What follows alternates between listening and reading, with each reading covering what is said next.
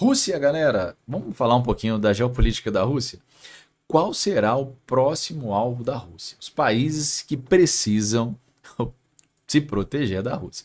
Bora falar um pouquinho então de geopolítica, bora tentar entender como está essa questão de quem é fronteiriço à Rússia, quem já fez parte da União Soviética, o que se espera, o que esses países podem fazer para não sofrerem, como a Ucrânia está sofrendo. O que você acha? Deixa nos comentários aí. O que alguns países que faziam parte da União Soviética podem fazer para se proteger da Rússia, de Vladimir Putin e dos pensamentos expansionistas que a Rússia pode trazer para aquela região, tá, galera? Aqui, ó, tem até uma foto marcante e importante, bandeira da União Europeia ao fundo, algumas bandeiras de países ali do leste europeu. Vamos pensar sobre isso, ó. Aqui a gente começa nessa reportagem, dá os créditos, inclusive, para a BBC, que trouxe aqui, traz muita coisa legal. Uma dica também é vocês poderem estar assistindo coisas da BBC, do UOL, do G1 e diferentes portais de notícias aí. Galera, ajuda bastante a entender esse nosso mundo, ficar ligado nas notícias do nosso dia a dia, tá? Ó, entrei para a Força Aérea há 35 anos. Aos 18, fui direto para a Alemanha baseado em um caça-tornado, diz o britânico Andy Turk, que agora é subcomandante da Força Aérea de Alerta e Controle, AWACS na sigla em inglês, da Organização do Tratado do Atlântico Norte, a nossa querida OTAN.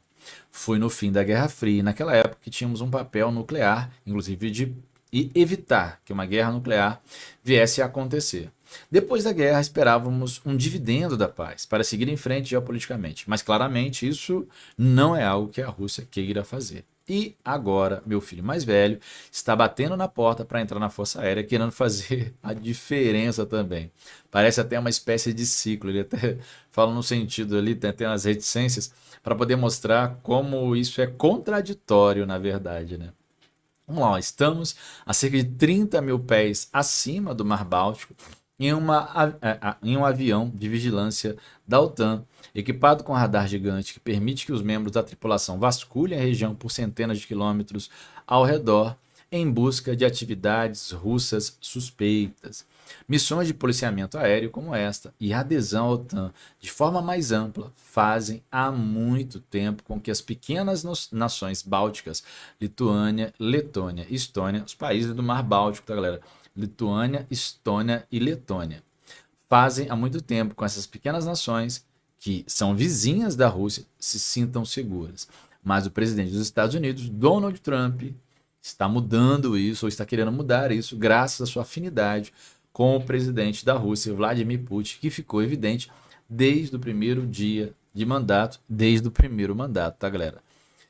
Trump deixou muito claro para a Europa que, pela primeira vez desde a Segunda Guerra Mundial, o continente não pode mais considerar o apoio militar dos Estados Unidos como um apoio garantido nesse conflito, nessas tensões contra a Rússia.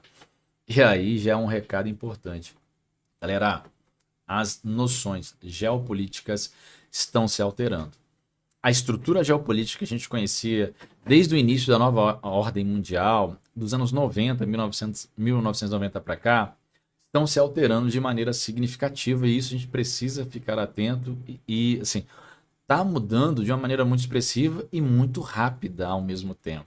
Então, a gente teve momentos distintos ao longo do século XX, de meados do século XX, após a Segunda Guerra Mundial, até o início durante a Guerra Fria, até o início da nova ordem mundial, nos anos 1990, e agora, no início dos anos 2020, temos uma nova perspectiva de ordem mundial. E essa ordem mundial está se alterando de maneira significativa. Então, aquilo que a gente acreditava até pouco tempo atrás, com relação ao posicionamento norte-americano contra a Rússia, dentro do território dos países europeus, dentro da Europa, considerada Europa Ocidental, que é um termo que a gente pode discutir, está mudando, está se alterando.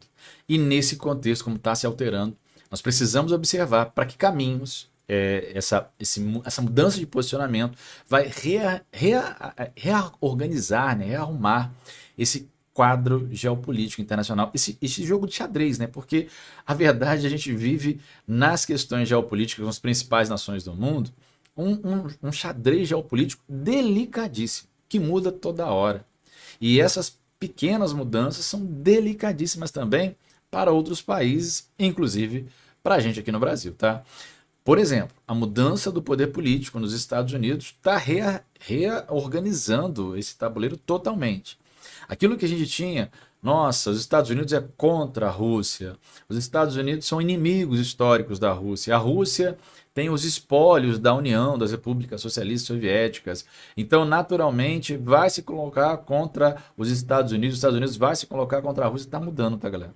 Tanto que a guerra da Ucrânia já deixa isso claro, já mostra isso. O posicionamento do Donald Trump tem sido a favor das ideias e dos ideais da Rússia, inclusive expansionistas naquela região do leste europeu, das fronteiras da Rússia com outros países, o que muda o jogo, muda o jogo. Ao mesmo tempo, com a China, a conversa tem sido outra. A conversa não é de uma aproximação. Pelo contrário, a China tem sido acometida nesse início de novo mandato do Donald Trump, principalmente por sobretaxação, por tentativas de alguma forma de uma guerra comercial, no sentido de, opa, a Rússia não compete com a gente no sentido comercial a nível de planeta. Pode competir a nível bélico e militar, mas no que a gente mais comercializa, hoje quem preocupa é a China. Então eu preciso conter o crescimento chinês. Eu preciso impedir que a China se torne uma potência maior do que os Estados Unidos. Então, as ações, pelo menos desse início de governo Donald Trump, são nos sentidos de se aproximar da Rússia e, ao mesmo tempo, se afastar da Europa, dito Europa Ocidental, e também se afastar da China. Na verdade, colocando a China do outro lado. Galera, e aí, vamos fazer alguns exercícios aqui de pensamento? Pensa aí. A China e a Rússia estão dentro de um grupo emergente, que tem o Brasil, que tem a Indonésia, que tem a África do Sul, que tem outros muitos países que são da periferia internacional, da periferia mundial. Elas estão nos BRICS ali, um organismo importante. Ainda não é um bloco econômico, mas você tem acordos ali econômicos interessantes, você tem a criação de um banco, de ajuda mútua, de uma ideia ali de afinar o discurso global para que a gente tenha outros atores globais também interferindo nas questões geopolíticas do planeta.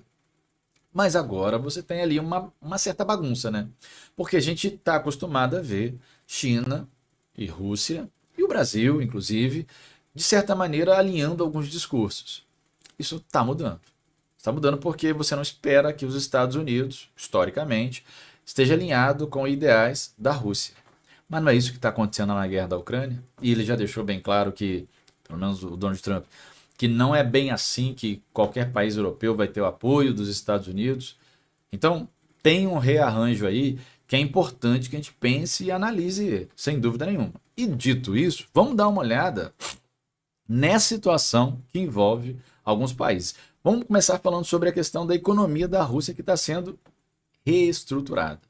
E aí, vou levar vocês para essa reportagem para a gente poder ir discutindo a partir dessa lógica aí, o que está acontecendo e quais são os países também, né? Além dos países bálticos, será que tem outros países, além de Letônia, Estônia, Lituânia? Será que esses países bálticos, os outros países estão próximos dele e outros países que fazem fronteira com a Rússia também não podem ou estão sofrendo o mesmo receio com relação ao que a Rússia pode fazer de uma hora para outra, se sentir ameaçada, se não concordar com o ideal político desses países? Então, vamos olhar a economia da Rússia e vamos tentar entender o que pode estar acontecendo nos próximos meses, inclusive, ou anos.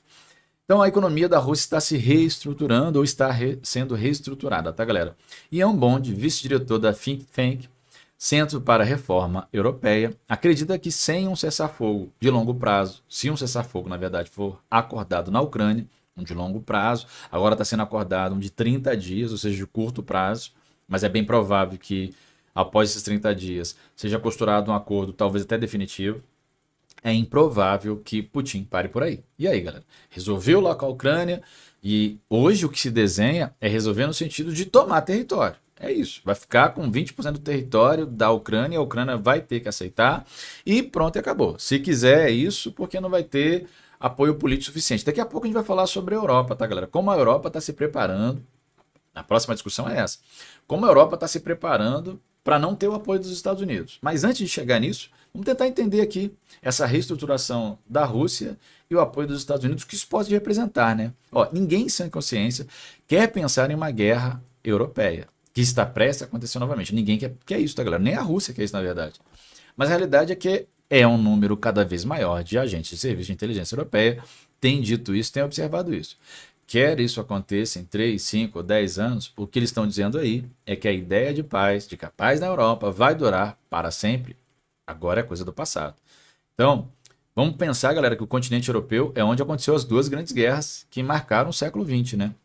Primeira Grande Guerra Mundial, Segunda Grande Guerra Mundial. A gente teve até conflitos relacionados a elas em outros territórios, em outros continentes, mas basicamente elas se desenvolveram, se desenrolaram, e foi onde mais elas se desenvolveram, foi dentro da Europa, né? E por conta também dos próprios países europeus. Então, pô, será que eles não aprenderam com tudo que já vivenciaram com relação às guerras? Parece que não. A economia da Rússia está atualmente em um modo de prontidão militar. Cerca de 40% do orçamento federal está sendo gasto em defesa e segurança interna, o que é coisa pra caramba, gente, é quase metade de tudo o que a Rússia arrecada está sendo colocado, está sendo destinado à segurança interna. É, sim, questão militar, questão bélica, é muito significativo isso, muito sério isso, inclusive. Cada vez mais a economia está sendo dedicada à produção de materiais para a guerra. Podemos ver o que a economia russa está sendo reestruturada para fazer. Observe, e não é fazer a paz, isso é importante, tá, galera? Então, está se reestruturando para dar uma vida boa à população, para diminuir a pobreza, para gerar mais prazer, para gerar mais emprego. Não, não, não. Nesse momento o que está observando é que a reestruturação é no sentido militar, de ganhar corpo militar, de novamente ter esse protagonismo militar. Truques e táticas, inclusive na fronteira da Estônia. Olha só, quando você viaja para Narva, no norte da Estônia, um dos países bálticos, aí a galera entende porque o país parece tão exposto. A Rússia faz fronteira com a Estônia de norte a sul. Narva é separada da Rússia por um rio com o mesmo nome, Narva. Narva, né? Há uma fortaleza de aparência medieval em cada margem, uma com a bandeira da Rússia e outra com a bandeira estoniana. No meio há uma ponte, uma das últimas passagens pedestres da Europa ainda abertas para a Rússia. Estamos acostumados com truques e táticas dele, diz a BBC, o chefe de polícia da fronteira da Estônia. Né? E aqui tem até uma imagem dessa fortaleza medieval que fica no lado da Estônia, no rio Narva. A ameaça russa não é novidade para nós. No momento, diz ele, há provocações e tensões constantes na fronteira. Por enquanto, naquele sentido meio brincadeirinha. Né? A polícia da fronteira registrou imagens térmicas de boias no rio Narva, que demarcam a fronteira entre os dois países sendo removidas por guardas russos na calada da noite. Usamos dispositivos aéreos, drones, helicópteros e aviões e todos usam um sinal de GPS. E há interferência constante no GPS. Então a Rússia está tendo um impacto enorme sobre a forma como somos capazes de executar nossas tarefas. Mais tarde, permanecendo no lado estoniano, caminhei ao longo da ponte coberta de neve, que cruzava em direção ao lado russo, e vi o guarda da fronteira russo me olhando enquanto eu observava ele. Estávamos a poucos metros um do outro. Olha que perigo, hein? No ano passado, a Estônia equipou a ponte com dentes de dragão, obstáculos antitanque piramidais de concreto reforçado. Não ouvi ninguém sugerir que a Rússia enviaria tanques para lá. Ela não precisa. Até mesmo alguns soldados poderiam causar grande instabilidade ali naquela região. Cerca de 96% das pessoas em Narva têm o russo como língua materna. Olha isso, gente. Quase 100% das pessoas nessa região falam russo. Muitos, inclusive, têm dupla cidadania. A Estônia teme que um confiante, Vladimir Putin, depois de se resolver lá na Ucrânia, possa usar a grande comunidade étnica russa, como ele fez lá na Crimeia, fazer isso em Narva e arredores como desculpa para invadir. Essa é uma estratégia que ele já usou antes na Geórgia, já usou antes na Ucrânia.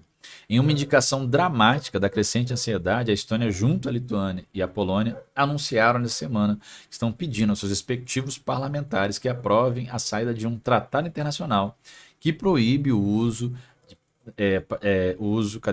de minas terrestres antipessoal assinado por 160 países no mundo. De acordo com eles, a iniciativa visa permitir maior flexibilidade na defesa de suas fronteiras. A Lituânia já havia se retirado de uma convenção internacional que proíbe bombas de fragmentação no início do mês. E por que ela está caminhando nesse sentido?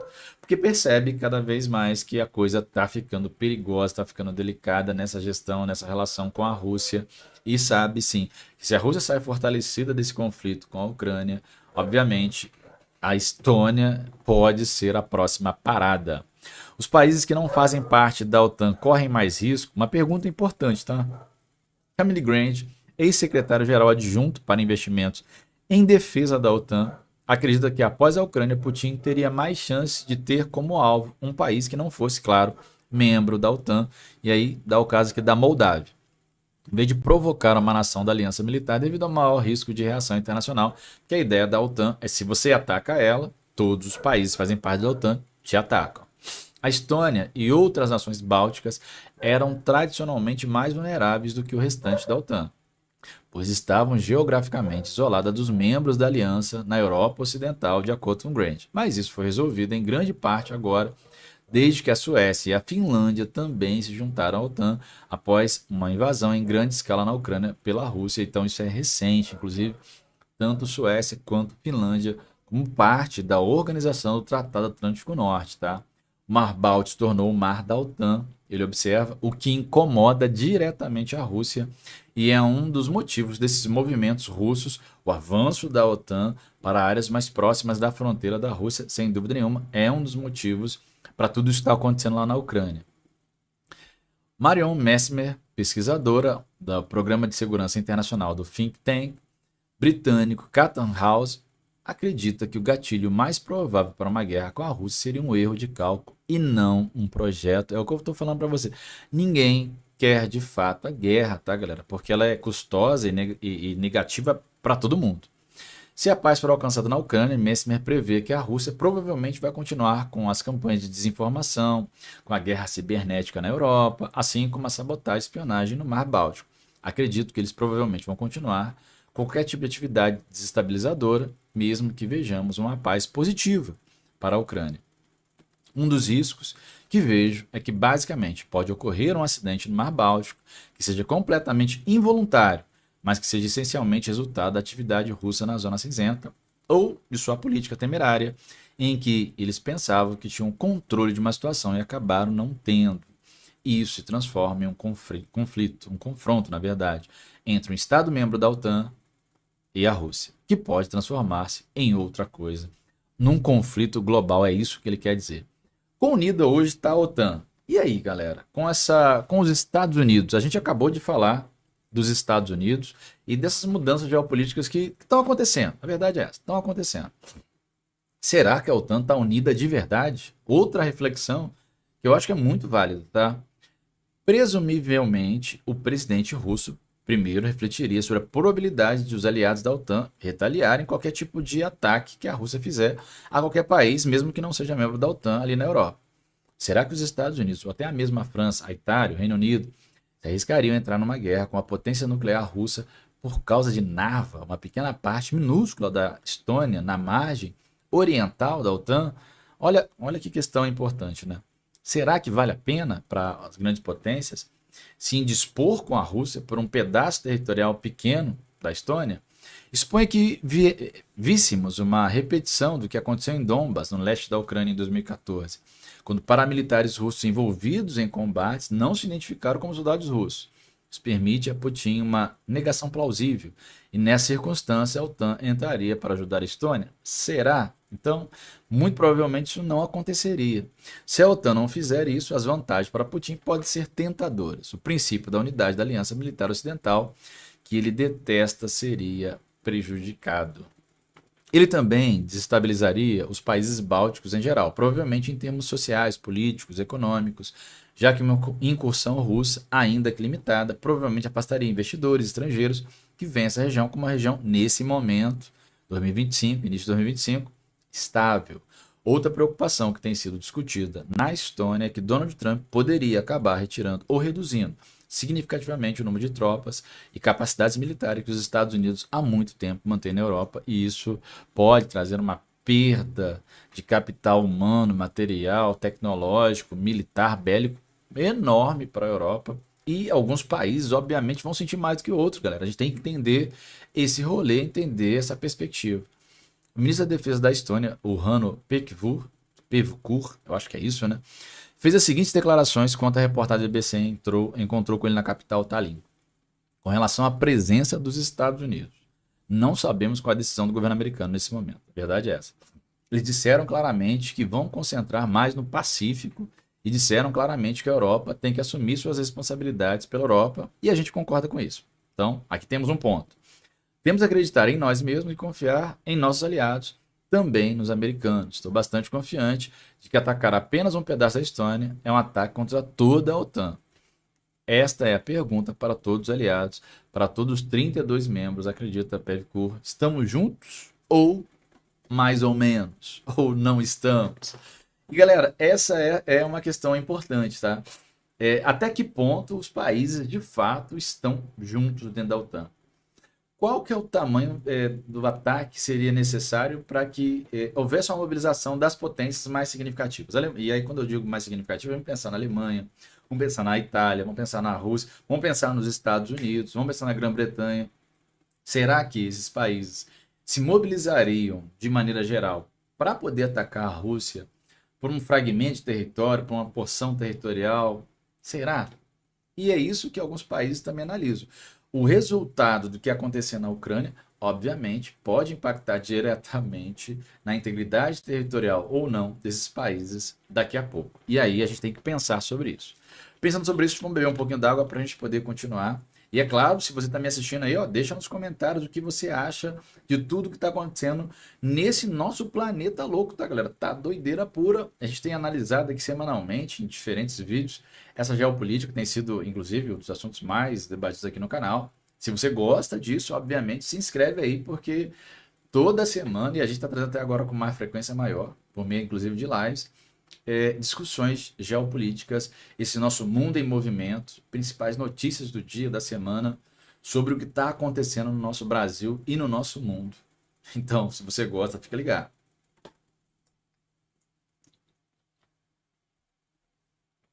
Galera, a prova de Putin? Ó, pergunta também.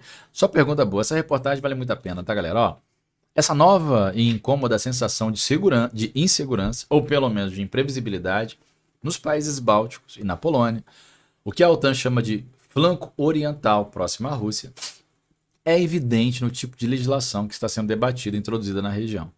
A Polônia anunciou recentemente que todos os homens adultos do país, todos, devem estar prontos para a batalha e tem um novo programa de treinamento militar em vigor até o final do ano. O primeiro-ministro Donald Tusk também manifestou interesse em uma sugestão francesa de compartilhar seu guarda-chuva nuclear com aliados europeus, caso os Estados Unidos retirem ali o seu escudo nuclear. Né? Os eleitores dos países bálticos não precisam ser persuadidos a dedicar uma grande parte do dinheiro público à defesa. A Estônia, por exemplo, está implantando uma nova lei que torna obrigatório que todos os novos prédios comerciais e residenciais de determinado tamanho incluam bunkers ou abrigos antibombas, uma preparação com relação ao futuro.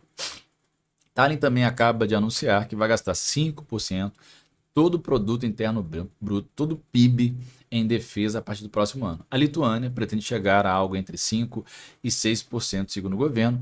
A Polônia vai gastar 4,7% do PIB em defesa. O país espera, inclusive, construir o maior exército da Europa, superando o do Reino Unido e da França. Para efeito de comparação, os Estados Unidos, tá, galera, gastam cerca de 3,7% do PIB em defesa. É claro que a economia norte-americana é muito maior do que essas outras, né? O Reino Unido gasta 2,3% e pretende aumentar esse percentual para 2,6% até 2027. Essas decisões, em países próximos à Rússia, podem muito bem estar ligados a uma esperança de que eles ainda não perderam, de manter Trump e suas garantias de segurança.